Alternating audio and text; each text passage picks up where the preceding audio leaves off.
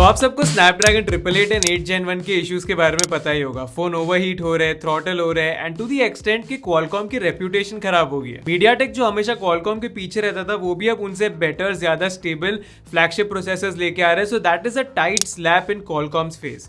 तो ये सब कैसे हुआ, क्यों हुआ, ये सब में सैमसंग कैसे बीच में आ गया एंड यहाँ पे क्वालकॉम इसे फिक्स कैसे कर रहा है, उसके बारे में आज हम बात करते हैं। स्टेप 1, पहले हम समझते हैं कि प्रोसेसर्स बनते कैसे, बिकॉज ये जानना इंपॉर्टेंट है। तो जो भी हमारी कंपनीज है, फॉर एग्जाम्पल एप्पल ले लो या फिर क्वालकॉम ले लो, ये लोग अपने प्रोसेसर्स खुद डिजाइन करते हैं, बट जब प्रोसेसर बनाने की बात आती है तो वो अलग फैक्ट्री में बनते हैं। इन्हें हम फाउंड्रीज कहते हैं। तो यहाँ पे दो मेजर फाउंड्रीज है स्मार्टफोन प्रोसेसर्स के लिए। एक तो है TSMC एंड दूसरा है सैमसंग। TSMC मेजरली एप्पल के प्रोसेसर्स बनाता है, चाहे वो M1 हो या फिर A सीरीज हो। एंड उसके अलावा क्वालकॉम के भी काफी बनाए उन्होंने।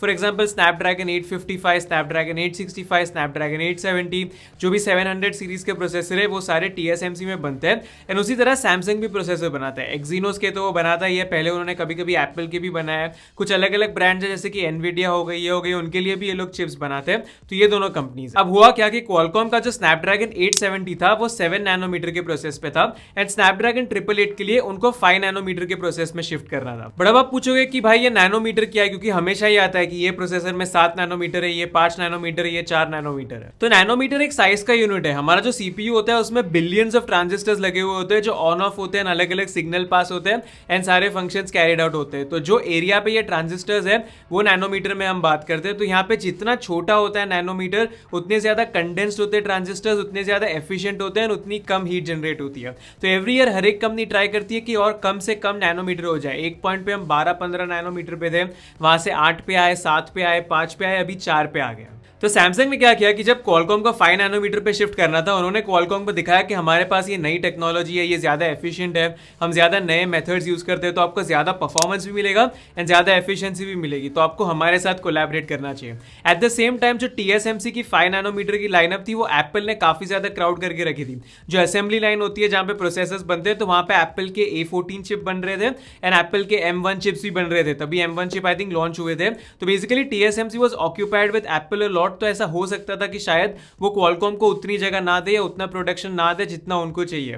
तो क्वालकॉम को ऐसा लगा कि इट मेक्स सेंस कि सैमसंग के साथ हमें जाना चाहिए, बिकॉज एक तो ये लोग बोल ही रहे कि इनकी टेक्नोलॉजी बेटर है 5 नैनोमीटर पे कंपेयर टू TSMC एंड उसके साथ साथ यहाँ पे एप्पल कंपीट नहीं कर रहा असेंबली लाइन के लिए, तो उनको जितनी चिप्स चाहिए उतनी सैमसंग बना सकता है। तो यहीं पे पार्टनरशिप हो गई स्नैपड्रैगन 888 की 5 नैनोमीटर के लिए एंड साथ साथ स्नैपड्रैगन 8 Gen 1 की भी हो गई 4 नैनोमीटर के लिए सैमसंग के साथ। बड़ी चौड़ से स्नैपड्रैगन 888 इन्होंने फोन्स में लॉन्च किए, ढेर सारे इनिशियल लॉट के फोन्स भी आए मार्केट में एंड पता क्या चलता है, ओवरहीटिंग इश्यूज हो रहा है, काफी थ्रॉटल कर रहा है प्रोसेसर। जो पुराना प्रोसेसर था स्नैपड्रैगन 865 वो ज्यादा एफिशिएंट था, ज्यादा पावर डिलीवर कर रहा था, गेमिंग में ज्यादा बेटर था compare to all of these new generation Snapdragon 888 phones. तो काफी आउटरेज हो गया एंड क्वालकॉम को धीरे धीरे समझ गया कि उनकी लग गई है बॉस। यहाँ पे कस्टमर्स नाराज, जो भी स्मार्टफोन ब्रांड्स है वो नाराज, तो क्वालकॉम टेंशन में आ गया कि भाई करे क्या। तो इन द मीन टाइम उन्होंने स्नैपड्रैगन 870 लॉन्च कर दिया जो TSMC का ही था।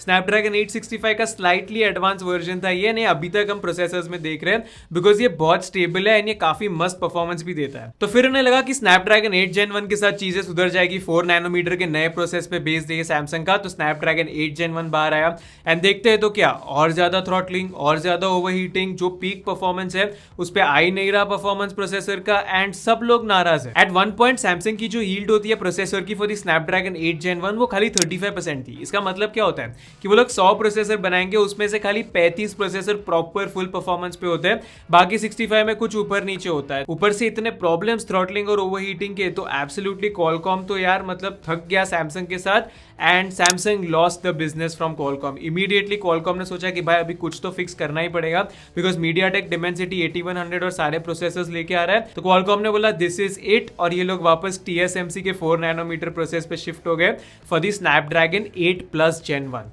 TSMC की यील्ड जो है अभी दैट इज 70%, लिटरली सैमसंग से डबल। तो 100 चिप वो लोग बनाएंगे तो इसमें से 70 प्रॉपर निकल के आती है, which is a huge leap. And आप देख सकते हो अभी स्नैपड्रैगन 8+ Gen 1 के कुछ ही फोन्स आया, ROG 6 आया, iQOO 90 आया एंड आप देख सकते हो कि the difference is massive. Efficiency की बात कर लो, एफिशिएंसी मतलब बैटरी की आप बात कर लो, या तो हीटिंग की बात कर लो, या तो गेमिंग परफॉर्मेंस की बात कर लो, 1-1.5 घंटे के बाद it is much better in comparison to the Snapdragon 8 Gen 1। तो प्रोसेसर की डिजाइन ऑलमोस्ट सिमिलर है, एक फैक्ट्री इधर बना रही है, दूसरी फैक्ट्री इधर बना रही है, कितना ज्यादा फर्क आ गया। एंड इसी के साथ क्वालकॉम और सैमसंग की स्टोरी खत्म हो गई प्रोसेसर्स के लिए। अब स्नैपड्रैगन के जो भी प्रोसेसर्स है वो TSMC में ही बन रहे हैं। 8+ Gen 1 तो बन ही रहा है, फिर नेक्स्ट जो 8 Gen 2 आने वाला है उसका भी कॉन्ट्रैक्ट अब TSMC को दे दिया है। And this is not it, Samsung जो खुद के एक्जीनोस प्रोसेसर यूज करता था उनकी गैलेक्सी S सीरीज में, काफी सारी सीरीज में, S23 के लिए वो लोग भी ऑलमोस्ट कंप्लीटली क्वालकॉम के साथ जाने वाले हैं। तो इट टेल्स यू कि सैमसंग की डेफिनेटली प्रोसेसर बनाने की प्रोसेस में या फिर फैब्रिकेशन में कुछ तो गड़बड़ है, बिकॉज हमेशा हमने एक्जीनोस के साथ कंप्लेंट्स तो देखी ही है। अब वो स्नैपड्रैगन भी आ गए क्योंकि सैमसंग बना रहा था। एंड ऐसा बहुत साल पहले भी हुआ था, चिप गेट इसको बोलते थे हम एप्पल में। तो एप्पल ने क्या किया था, आईफोन 6s के लिए उनकी जो चिप थी वो लोग दोनों से बनवा रहे थे, TSMC से भी एंड सैमसंग से भी। एंड यूज किया तो पता चला कि सैमसंग वाली एफिशिएंट नहीं है, हीट होती है, ज्यादा बैटरी नहीं देती। At the same time TSMC वाली ज्यादा एफिशिएंट है, ज्यादा मतलब हीटिंग कंट्रोल्ड में। तो डेफिनेटली सैमसंग का प्रोसेसिंग में गड़बड़ी है, इतने साल से रहा है। इनके इतने क्लाइंट्स तो चले गए, अब एनवीडिया भी चला गया। एनवीडिया सैमसंग की कुछ 7 नैनोमीटर प्रोसेस नोड यूज करता था, उन्होंने भी बंद कर दिया।